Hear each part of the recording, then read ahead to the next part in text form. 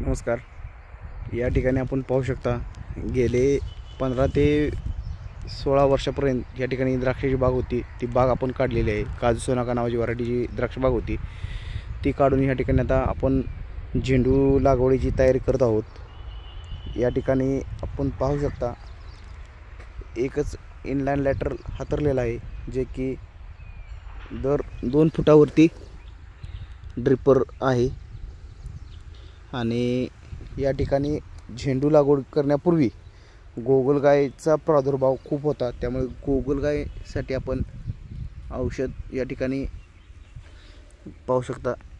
एक गोगलसाठीचं औषध आहे, औषध टाकून घेतलेलं होतं आणि अशा पद्धतीने तो आपल्याला रिझल्ट या ठिकाणी पाहायला भेटतोय. अक्षरशः गोगलगायीचा खच या ठिकाणी पडलेला आहे. या पद्धतीने